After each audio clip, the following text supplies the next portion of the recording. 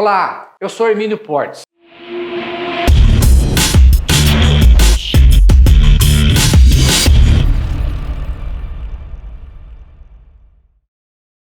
Olá, mais um vídeo sobre IPVA. Este vídeo, apesar que eu falei que iria dar continuidade a diversos entendimentos, mas eu achei por bem fazer e publicar hoje, por um simples motivo.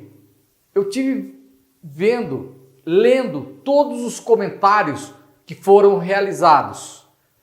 Como eu já esclareci, eu não consigo responder a todos, porque realmente vem bastante, vem no canal, vem no YouTube, vem pelo Facebook, vem no Instagram, vem pelo LinkedIn, vem por WhatsApp, mensagem de texto. Realmente existem muitos comentários, mas eu leio todos. E diante de tudo isso, diante dessa leitura, eu pude constatar que na realidade ainda ficam duas dúvidas. Primeira, como PCD eu posso deixar de pagar o IPVA? Segunda pergunta, mas o imposto IPVA é estadual. Sendo estadual, o Estado não pode fazer o que quiser com ele, então essa retirada da isenção, essa revogação da isenção não é um direito do Estado? Então, praticamente foram essas duas perguntas que foram feitas. Então vamos esclarecê-las. Primeira pergunta, posso deixar de pagar o IPVA? O que acontece se eu não pagar? Bom, gente, diante de tudo que já está definido, como eu já esclareci, só existem duas alternativas. Primeiro, ajuizar a ação para restabelecer o direito à isenção ou efetuar o pagamento voluntário do IPVA e se conformar com a situação. Se não fizer o pagamento, que não existe essa opção, aliás, existe essa opção se você quiser, se você não efetuar o pagamento, você estará irregular. O que acontecerá? Vamos ver, a definição ela vem expressamente, as consequências, na própria lei do IPVA, a lei estadual, no caso do Estado de São Paulo, 13.296 de 2008. Vamos ver o que diz essa lei. O artigo 27 da lei estadual 13.296 de 2008 fala: o imposto não recolhido no prazo determinado nesta lei estará sujeito a multa demora calculada sobre o valor do imposto correspondente a 33 centésimos por cento por dia de atraso, computada a partir do primeiro dia após o vencimento do prazo para recolhimento do débito até o limite de 20%. Então, a multa ela começa com 33 centésimos por cento e pode chegar no máximo até 20% na hipótese de não ocorrer a inscrição na dívida. E ainda tem os juros moratórios, que o artigo 28 fala: o montante do imposto recolhido a destempo fica sujeito a juros equivalentes por mês à taxa referencial do Sistema Especial de Liquidação e Custódia, Selic, para títulos federais acumulada mensalmente. Parágrafo 1º. Os juros equivalerão a 1% para a fração de mês, assim entendido qualquer período de tempo inferior a um mês. O parágrafo 3º fala: em nenhuma hipótese a taxa de juros será inferior a 1% ao mês. Então, se não efetuar o recolhimento, vocês estarão sujeitos ao pagamento da multa de até 20% e mais juro moratório de 1% ao mês. Lembrando, não pagando o IPVA, vocês também não conseguirão fazer o licenciamento do veículo. Não licenciando o veículo, ele estará irregular. Por conta disso, em qualquer blitz policial, ele poderá ser apreendido. E, evidentemente, essa dívida que vocês vão ter do IPVA será objeto de inscrição na dívida ativa e, posteriormente, será objeto de um executivo fiscal.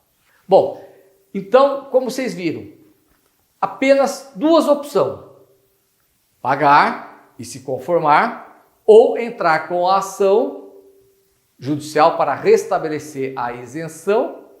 Somente essas duas hipóteses. Aliás, sobre ajuizamento da ação, esses dias eu tive muito contato com o corpo jurídico lá de Érica Martins. Olha, e posso garantir a vocês a dedicação que está tendo. Realmente se abraçou a causa do povo PCD. Estão com muita dedicação, não estão olvidando esforços para tentar ajudá-lo. Bom, quanto à segunda pergunta, mas o imposto não é do Estado? Sendo do Estado, ele não pode fazer o que ele bem entender, inclusive retirar ou conceder a isenção? Bom, pessoal, sem dúvida nenhuma, o IPVA pertence ao Estado. Ele é a pessoa jurídica pública competente para legislar e cobrar o IPVA.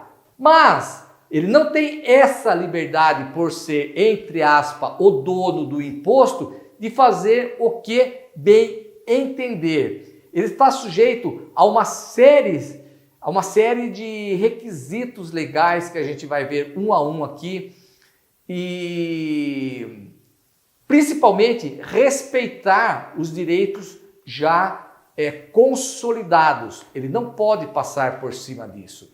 Então vamos entender. Desde o início, essa explicação já foi dada em outros vídeos, mas eu achei por bem voltar a comentar diante dessas dúvidas que estão originando. Vamos ver esse texto legal. Bom, a Constituição Federal, no artigo 5º, em seu parágrafo 3º, diz: os tratados e convenções internacionais sobre direitos humanos que forem aprovados em cada casa do Congresso Nacional em 2 turnos por 3/5 dos votos dos respectivos membros serão equivalentes às emendas constitucionais. Por que eu estou falando isso? Porque o Brasil é soberano. A legislação que estar aqui tem que ter a aprovação, tem que estar dentro do ordenamento jurídico. Não pode vir uma legislação estrangeira aqui e começar a prevalecer. Não, feriria a soberania nacional. Por esse motivo, pode sim uma legislação ou um tratado ou uma convenção estrangeira ter a sua regulamentação aqui no Brasil. E isso acontece através dessa emenda constitucional e essa aprovação, como eu acabei de ler na emenda constitucional, no parágrafo 3º do artigo 5º da Constituição Federal. Vamos ver o outro texto. O Decreto Legislativo número 186 do Senado Federal estabelece em seu artigo 1º: fica aprovado nos termos do parágrafo 3º do artigo 5º da Constituição Federal o texto da Convenção sobre os Direitos das Pessoas com Deficiência e de seu protocolo facultativo, assinados em Nova York em 30 de março de 2007. Então, como nós vimos, a Convenção Internacional dos Deficientes Físicos foi aprovada pelo Congresso, pelo Senado Federal. Então, isso significa que depende ainda de um decreto da União, do então presidente que estava ocupando esse cargo na época, para a efetiva incorporação, para a efetiva validade dessa convenção aqui no Brasil. Vamos ver o que aconteceu. O decreto 6949 de 25 de agosto de 2009, do presidente da República, do então presidente da República, Luiz Inácio Lula da Silva, estipulou em seu artigo 1º a Convenção sobre os Direitos das Pessoas com Deficiência e seu protocolo facultativo, apensos por cópia ao presente decreto, serão executados e cumpridos tão inteiramente como neles se contém. Então está aí a Convenção Internacional dos Direitos dos Deficientes Físicos passou a ser adotada no Brasil, sem prejuízo do Estatuto dos Deficientes Físicos que foi feito posteriormente. E nessa convenção internacional, ela fala o seguinte, vamos ver. O artigo 5º da Convenção Internacional das Pessoas com Deficiências Físicas estipula, item 1, os Estados partes reconhecem que todas as pessoas são iguais perante e sobre a lei que fazem jus, sem qualquer discriminação, a igual proteção e igual benefício da lei. Então, o projeto de lei 529/90, que foi aprovado na Assembleia Legislativa, e esse decreto do governador, que foi publicado no dia 8 de dezembro de 2020, ele traz uma discriminação. Por quê? Ele dá direito a alguns deficientes e a outros não. Aliás, nem é questão de dar o direito, ele revogou o direito de quem já possuía. Então, isso não é possível pela convenção, está sendo violada. Então, uma lei estadual não pode violar um tratado internacional que tem força de emenda constitucional. Isso não pode acontecer. Vamos ver outro texto legal, que na própria Constituição, que fala, pode-se fazer o que quiser, obedecendo aos limites instituídos pela Carta Magna. Vamos vê-los. O título da Constituição, das limitações do poder de tributar. O artigo 150 da Constituição Federal fala, sem prejuízo de outras garantias asseguradas ao contribuinte, é vedado, ou seja, é proibido à União, aos Estados e ao Distrito Federal e aos municípios. Olha o inciso 2. Instituir tratamento desigual entre os contribuintes que se encontrem em situação equivalente, proibida qualquer distinção em razão de ocupação profissional ou função por eles exercida, independentemente da denominação jurídica dos rendimentos, títulos ou direitos. Então, não pode haver, para a fixação de um tributo, um tratamento desigual. Isso fere o princípio. Então, muito embora o imposto IPVA seja, entre aspas, de propriedade do Estado, ele não pode fazer o que ele bem entender. Ele tem que respeitar aos princípios constitucionais. Ele não pode editar, fazer uma lei a seu bel prazer. Pode até fazer desde que se respeite esses princípios. Se não respeitar, será inconstitucional. Princípio é o conjunto de valores, é a viga que sustenta um prédio. Sem essas vigas, desaba. Em outras palavras, o leme de um barco. Um leme sem barco, um barco sem leme não vai a lugar nenhum. E nós temos também o entendimento do Supremo Tribunal Federal, que é expresso em admitir que não prevalecerá qualquer interpretação discriminatória sobre deficiente físico. Exemplo, em agosto de 2020, numa ação direta de inconstitucionalidade por omissão, o STF reconheceu que os deficientes auditivos que não têm direito pela lei ao IPI, a isenção do IPI, nem o ICMS e nem o IPVA, que sim, eles têm direito à isenção do IPI. Por quê? Porque a não concessão dessa isenção feriria o princípio da isonomia, estaria tratando os iguais de maneira desigual, o que não pode prevalecer. Inclusive, cita textualmente que está afrontando a Convenção Internacional dos Deficientes Físicos. E concedeu ao Congresso Nacional o prazo de 18 meses para que regularize, faça a legislação reconhecendo esse direito de isenção aos deficientes físicos. Então, por óbvio que se teve esse entendimento com relação ao IPI, somente ao IPI, porque foi a Procuradoria-Geral da União que interpôs esse processo, não foi a Procuradoria Estadual. Por óbvio, qualquer deficiente que ingressar com uma ação pedindo a isenção do IPVA e do ICMS, também terá o mesmo destino, terá o reconhecimento dessa isenção. E, no entanto, não está previsto nem na lei do ICMS, nem na lei do IPVA. Por quê? Porque há uma interpretação discriminatória e o STF barrou. Não é possível.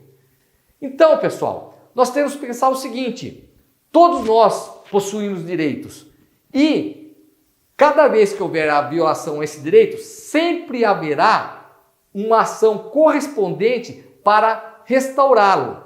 E a única trincheira, a última trincheira para que esse direito seja reconhecido é o poder judiciário. Então, vocês têm que entender que a construção de direitos dos deficientes físicos, inclusive internacionalmente, vem sendo realizado há décadas. Então vocês não podem deixar de exercer, caso vocês assim entendam. Esse é o meu ponto de vista. Direito foi feito para ser exercido, direito é próprio. Mas se vocês tiverem o entendimento de que não deve exercer, não exerçam. Mas vocês estariam rasgando todo esse trabalho, toda essa construção que foi feita durante décadas para chegar até hoje e ter nesse texto legal. Senão, o que vai acontecer? Você vai ver o texto que fala que é proibida a discriminação entre os deficientes, é a necessidade de proceder à integração social, mas a acessibilidade, mas não fazem nada para isso, não exercem efetivamente esse direito. O que vai ficar? Aquela expressão, a lei, ora a lei. Eu tenho, mas eu não exerço. Se tem um problema, gente, vamos resolver o nosso problema. Se nós não resolvermos, alguém irá resolver. E se alguém resolver, nós não poderemos questionar essa resolução, porque fomos omissos. Lembrando, vocês que têm que fazer esse juízo de valor, se é ou não importante exercer, correr atrás do que vocês estão desfrutando hoje, as duras penas do passado.